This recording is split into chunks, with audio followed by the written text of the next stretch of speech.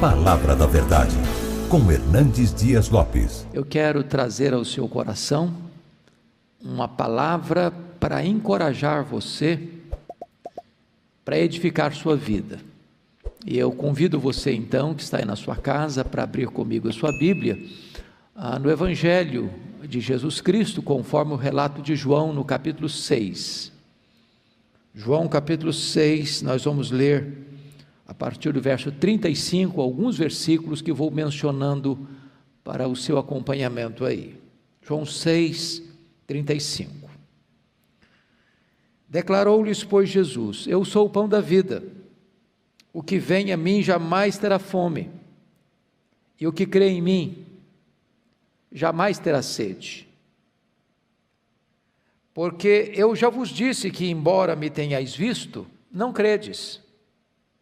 Todo aquele que o Pai me dá, esse virá a mim. E o que vem a mim, de modo nenhum o lançarei fora.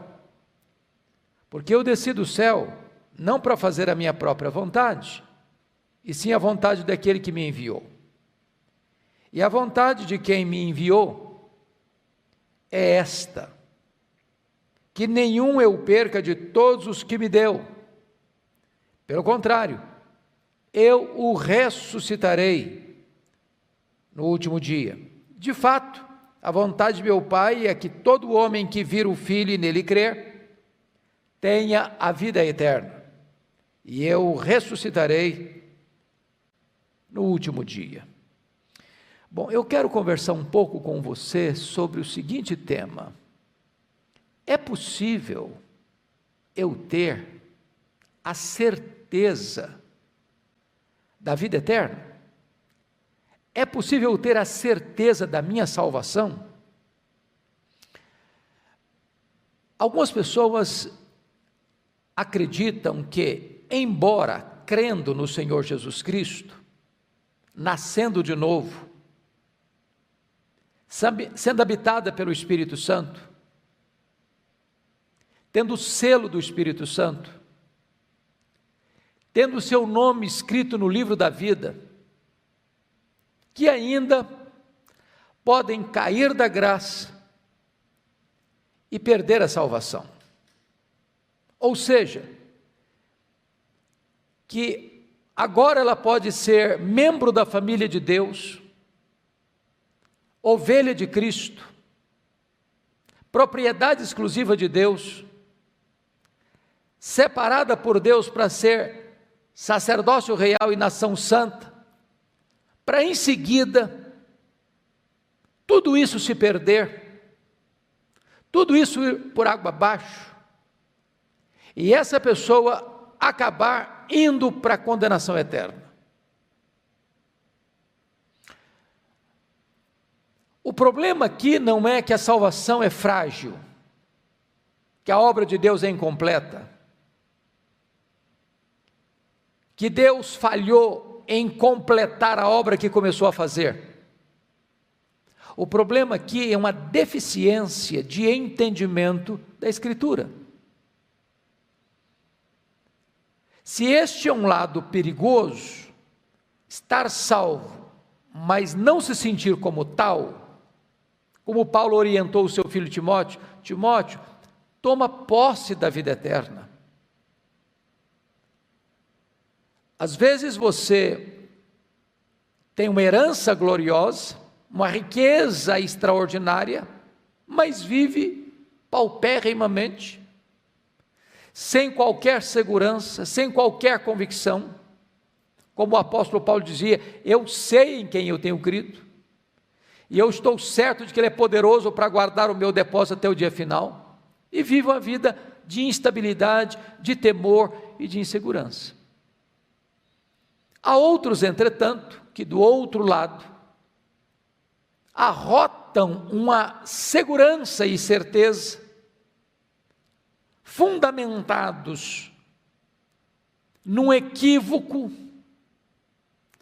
dizendo-se salvo, seguro, inabalavelmente seguro, mas que nunca passou pela experiência do novo nascimento, da conversão, da regeneração. Não é uma nova criatura. As coisas não se tornaram novas e as antigas não ficaram para trás.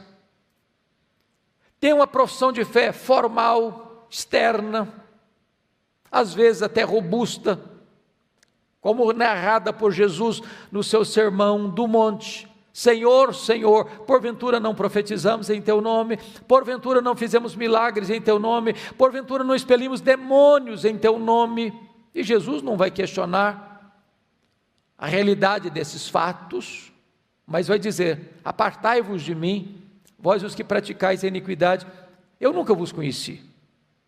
Então, se é um problema a pessoa salva não se sentir salva, também é um problema uma pessoa não salva sentir-se salva. Há dois problemas. Um é não ter a segurança da salvação, tendo sido salvo. O segundo problema é achar que estar salvo e sentir-se seguro quando nunca foi salvo. Então, eu quero ver com você à luz da Escritura, se você que creu no Senhor Jesus Cristo, nasceu de novo, é nova criatura, é ovelha de Cristo, é membro da família de Deus, é propriedade exclusiva de Deus, é a herança de Deus, é a menina dos olhos de Deus, é o templo da morada de Deus, tem o seu nome escrito no livro da vida. Se você pode ter, à luz da Bíblia, certeza, segurança da vida eterna.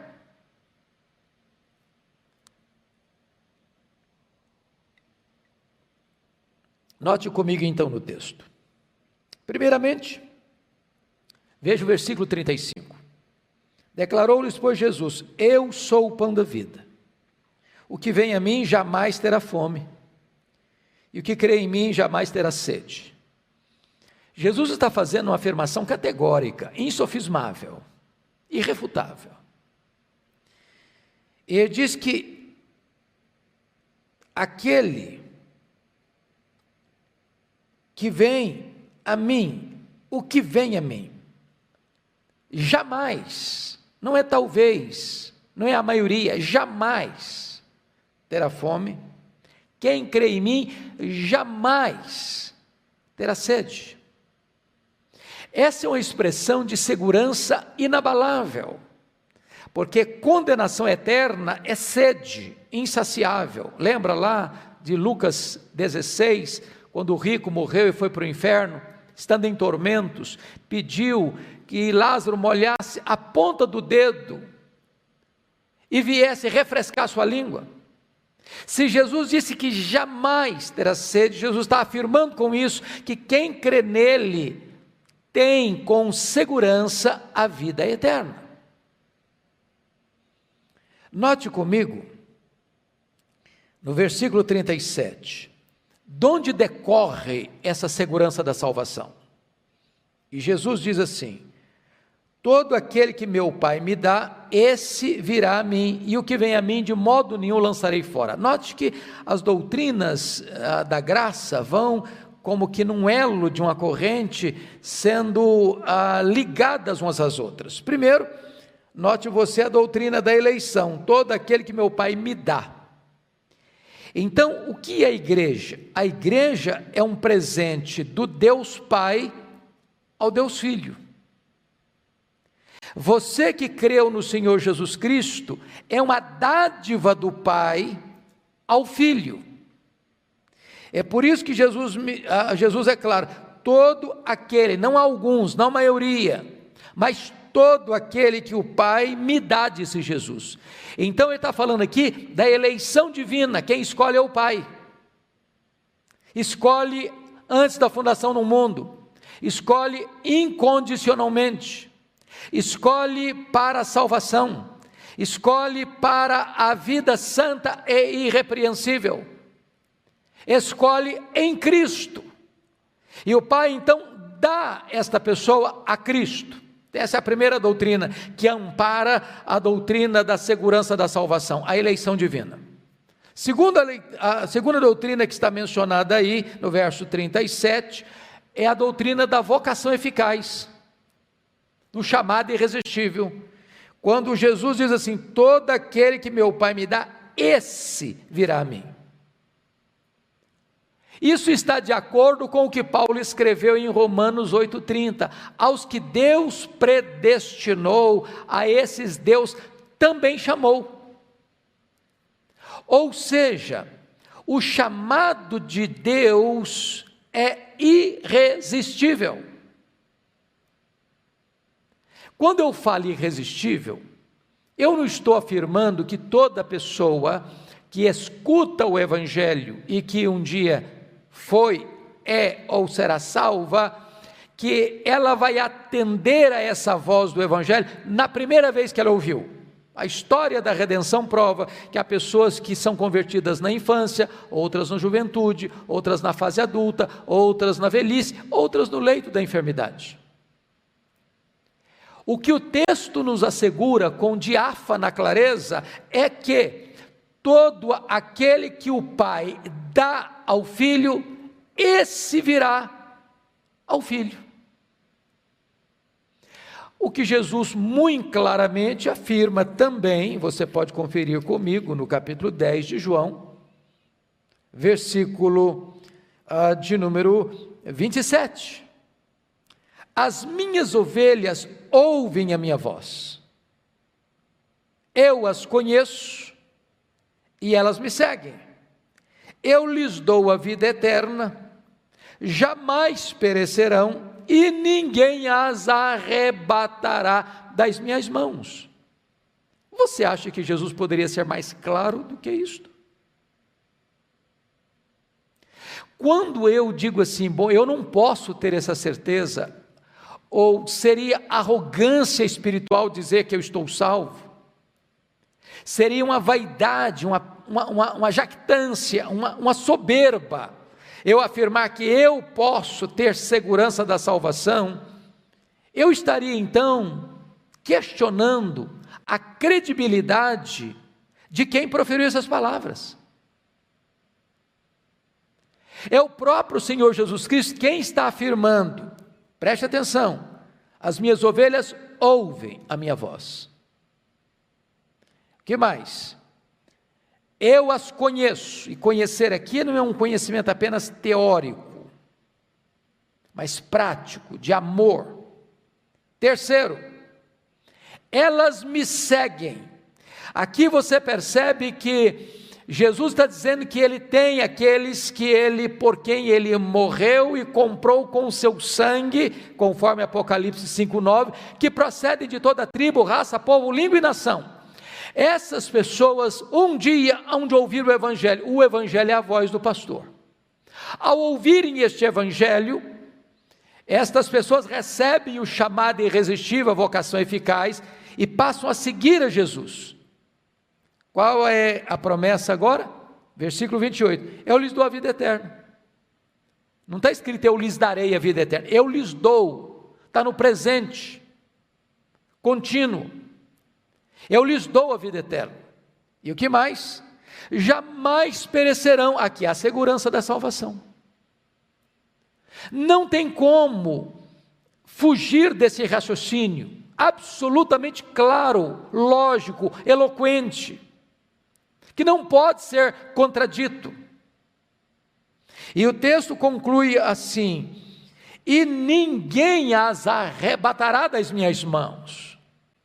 Ou seja, nem o diabo, nem o inferno, nem o mundo, nem qualquer outra coisa deste mundo ou do porvir pode tirar você, que foi salvo pela graça, e estando nas mãos de Jesus, pode ser arrancado das mãos de Jesus e perecer. Jamais perecerão. Então, ter a certeza da salvação é você confiar que o que Jesus disse é verdade e que Ele é digno de inteira confiança, e você então apropriar-se desta verdade que Ele mesmo está nos garantindo em Sua palavra. Vamos voltar para João 6, por gentileza. Veja você. Volta comigo, por gentileza, para João 6. Jesus Cristo disse no verso 37, todo aquele que meu Pai me dá, esse virá a mim, e o que vem a mim, de modo algum, ou de modo nenhum, eu o lançarei fora. Quando Jesus diz de modo nenhum, ele não abre nenhuma exceção. Olha, mas se a pessoa fizer isso, ou se a pessoa fizer aquilo, então eu lanço fora. Ele está deixando uma palavra categórica, insofismável, de segurança, de garantia. Talvez você argumente, pastor, mas eu conheço fulano, beltrano, ciclano, que foi membro da igreja, que trabalhou na igreja, que foi líder na igreja, que foi pregador na igreja, que exerceu cargo de liderança na igreja, que foi pastor na igreja, e se afastou da igreja e morreu lá no pecado. E aí? E aí? Como é que se responde a uma questão dessa? O ponto importantíssimo aqui, você não deva questionar ou duvidar ou rejeitar a doutrina por causa desta, daquela ou daquela outra experiência de alguém. Não foi a doutrina que falhou. O que você precisa questionar é se essa pessoa de fato nasceu de novo. Você nota que Judas Iscariotes era um apóstolo de Jesus. Aliás, o único dos 12 que tinha um cargo de confiança. Era o tesoureiro do grupo. Ele jamais levantou suspeita dos seus pares, até o momento final da ceia. Se Jesus não desse a senha e não deixasse claro para os seus condiscípulos, eles não suspeitariam da integridade de Judas Iscariotes. Entretanto, Jesus sempre sabia que ele era o traidor, que ele nunca tinha nascido de novo. Portanto, não é o fato de alguém ser membro de uma igreja local, ter sido batizado, exercer cargo de liderança na igreja, ser um pregador, expulsar demônios, profetizar, fazer coisas espetaculares. Não é isso que garante a salvação de alguém. O que garante a salvação de alguém é este alguém ser um escolhido de Deus, este alguém ter crido no Senhor Jesus Cristo, este alguém ter recebido a vocação eficaz, o chamado irresistível, e estar salvo pela graça, tendo a vida eterna. Jesus a estes garante segurança inabalável de vida eterna. Então, respondendo a você com o próprio texto de João, lá na primeira carta. Olha comigo, por gentileza, primeira carta de João, capítulo 2. Primeira carta de João, capítulo 2, versículo 19. Olha o que João escreve. Eles saíram do nosso meio, entretanto, não eram dos nossos. Porque se tivessem sido dos nossos, teriam permanecido conosco. Todavia, eles se foram para que ficasse manifesto que nenhum deles é dos nossos. A questão aí não é que a doutrina falhou. Não, absolutamente não. A questão aí é que muita gente que, embora faça parte da igreja militante, jamais fizeram parte da igreja triunfante. Preste bem atenção, o rol de membros das igrejas locais não confere necessariamente com o rol de membros da igreja do céu, da igreja triunfante, que se chama o livro da vida do Cordeiro. Há muitas pessoas que fazem parte da igreja local, que passaram por uma liderança, foram examinados, receberam o batismo, não importa se por imersão, se por aspersão, se por efusão, e são membros da igreja, e frequentam a igreja, e trazem cacuete de crente, parecem crente, e se vestem como crente, falam como crente, e agem aparentemente como crente, mas que nunca nasceram de novo.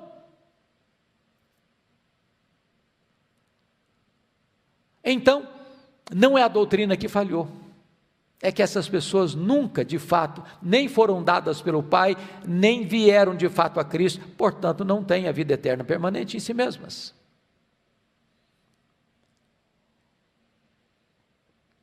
Note ainda comigo, por favor, voltando para João 6. Volte para João 6 comigo, por gentileza.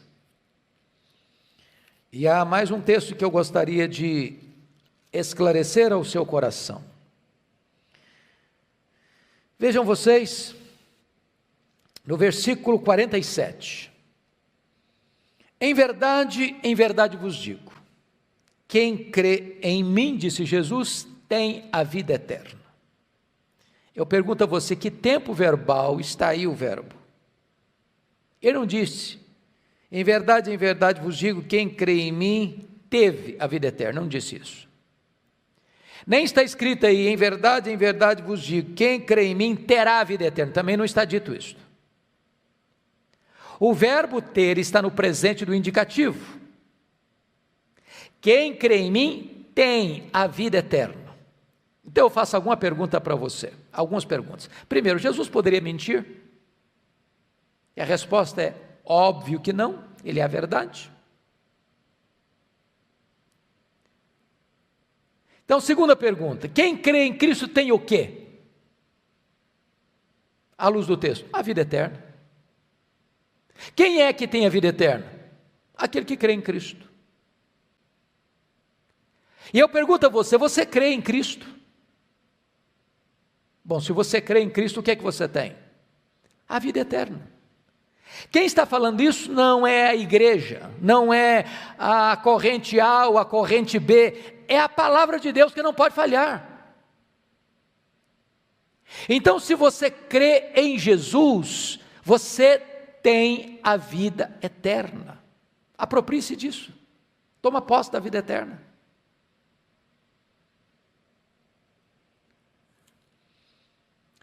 Deixe-me citar mais um texto de João. Vá comigo para a primeira carta, capítulo 5, versículo 13. Primeira carta de João, 5:13.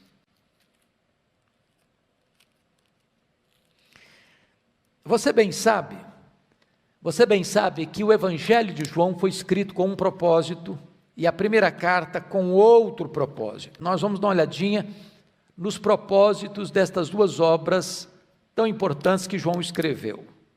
Então, desculpe, mas volte só um pouquinho comigo no Evangelho de João, lá no capítulo 20, verso 31.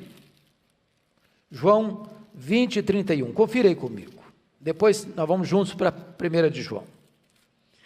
O que está escrito em João 20, 31? Estes, está se referindo aqui aos sinais, estes sinais, porém, foram registrados para que creiais que Jesus é o Cristo, o Filho de Deus, e para que, crendo nele, tenhais a vida eterna.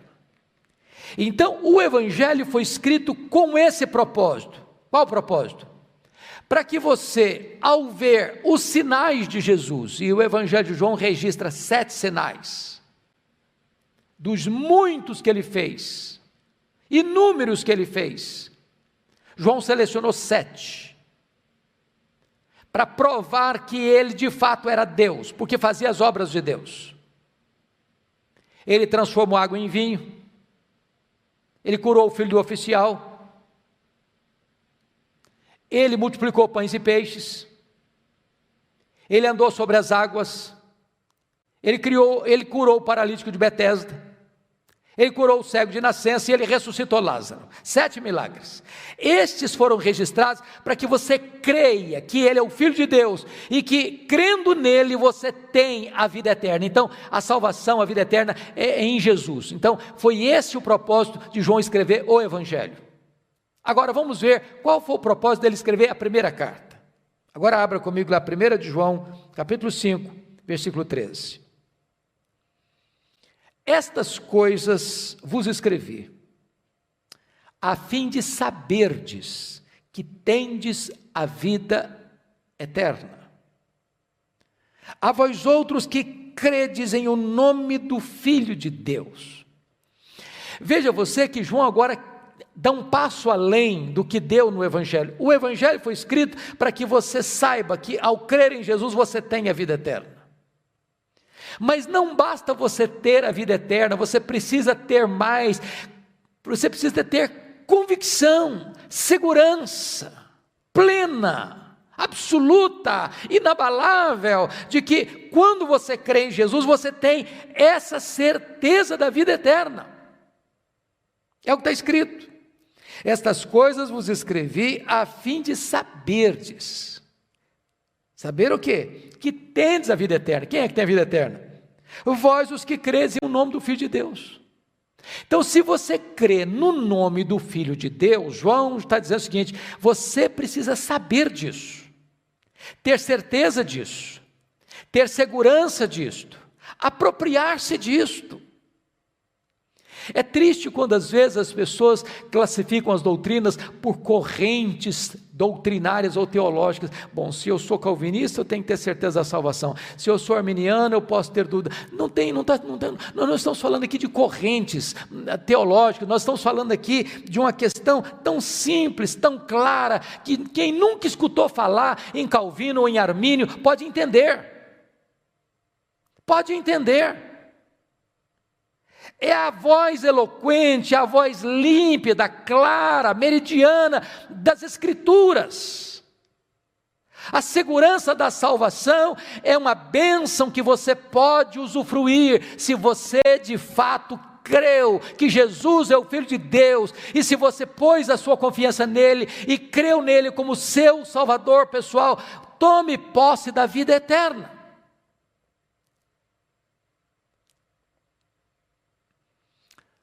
Deixa eu lhe dar mais um passo.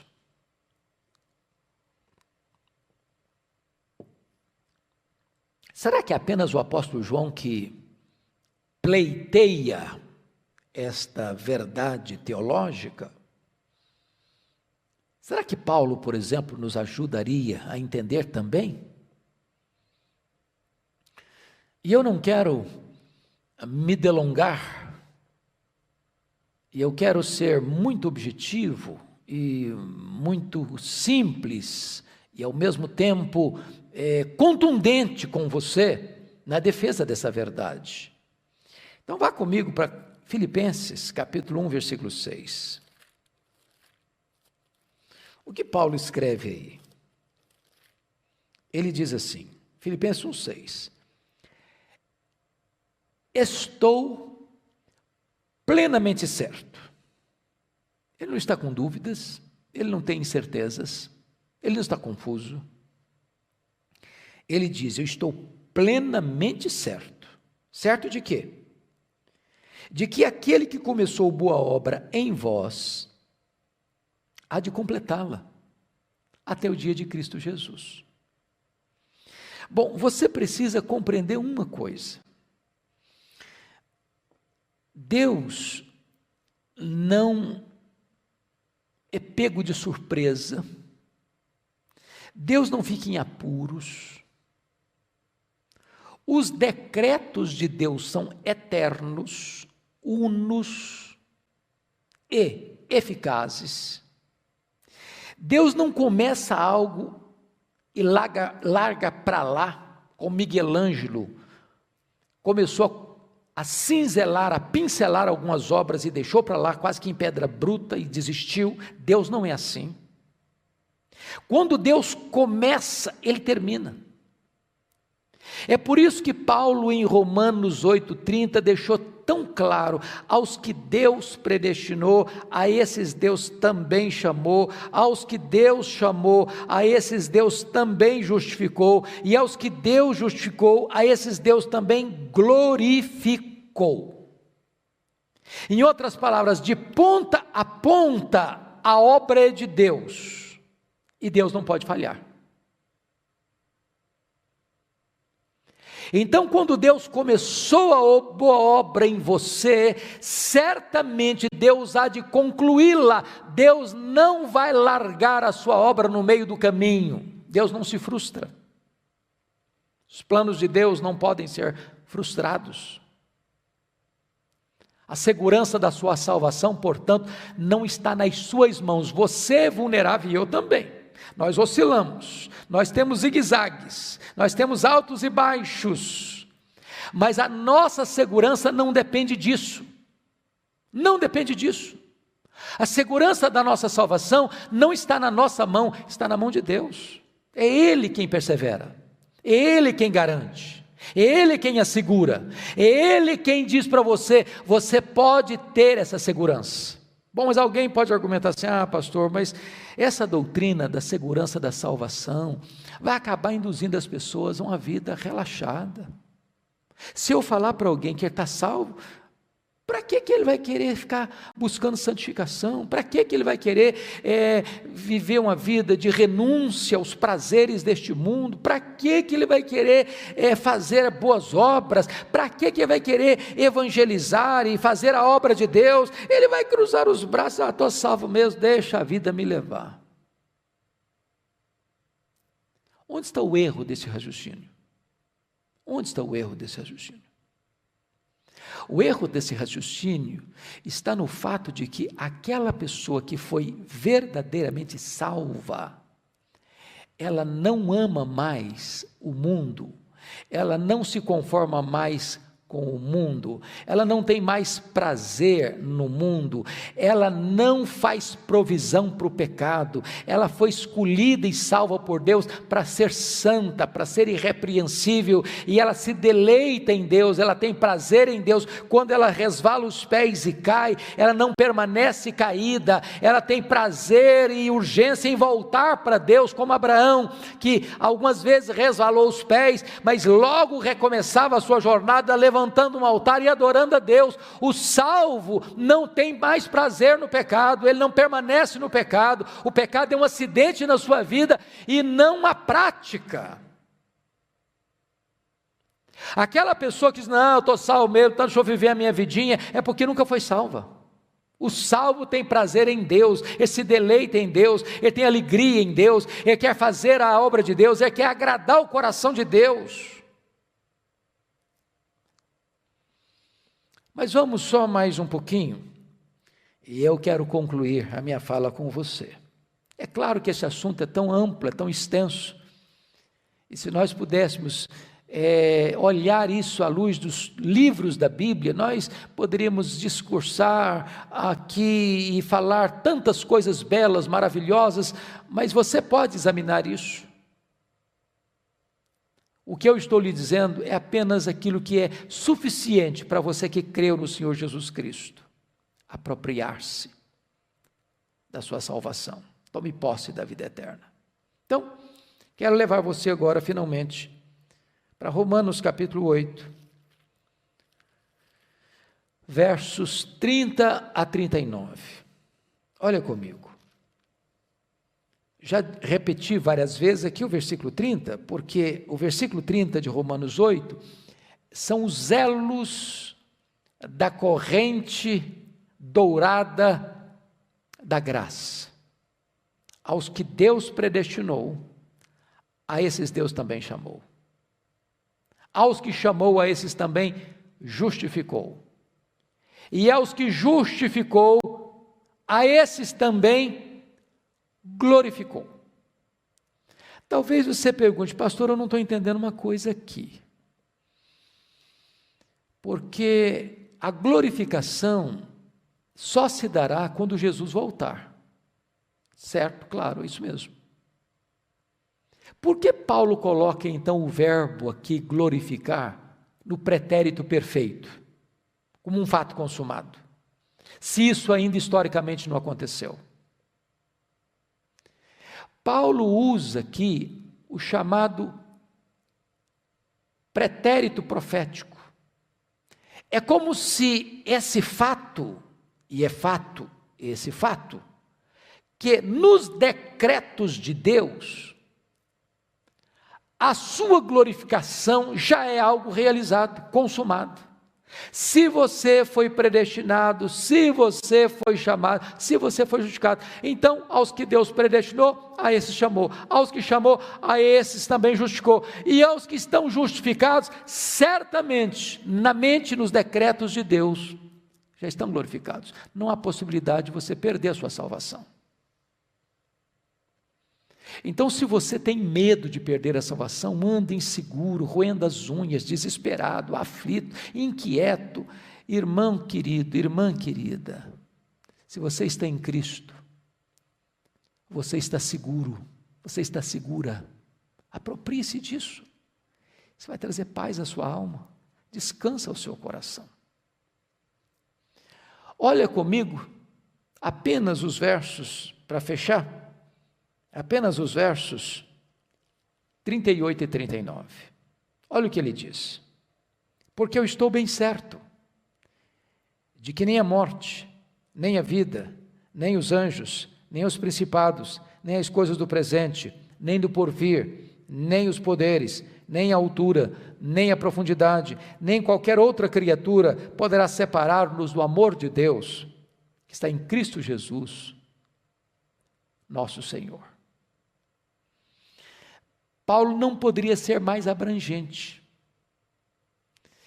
Numa linguagem belíssima, de uma retórica irretocável, o apóstolo Paulo coloca diante dos nossos olhos todas as possibilidades e diz que não há nada, nem nesta vida, nem na vida vindoura, nem no mundo físico, material, nem no mundo invisível espiritual, que possa comprometer, frustrar, destruir os fundamentos dessa segurança inabalável da salvação, se você está em Cristo Jesus.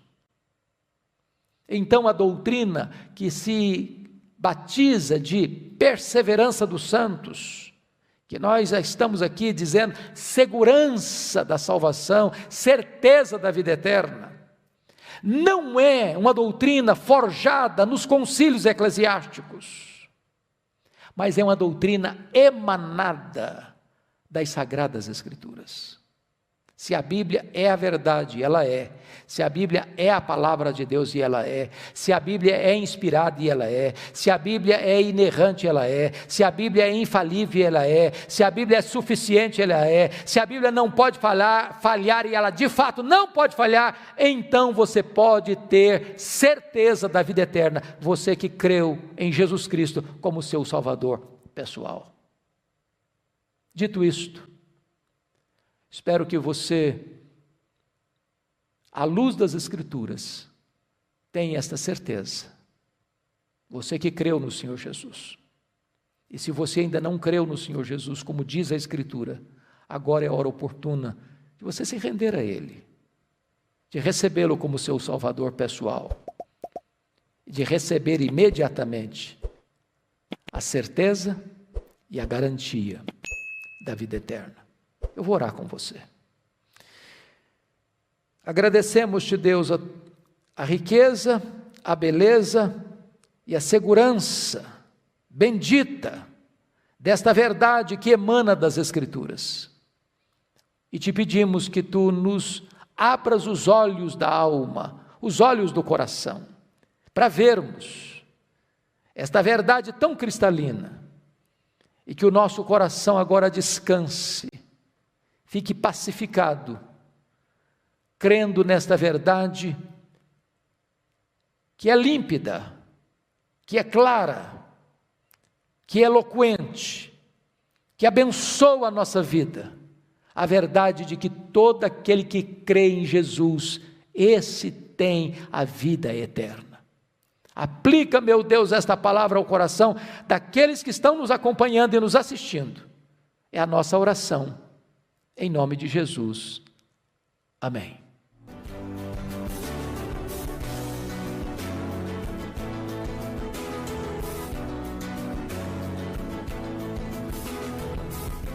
Palavra da Verdade, com Hernandes Dias Lopes.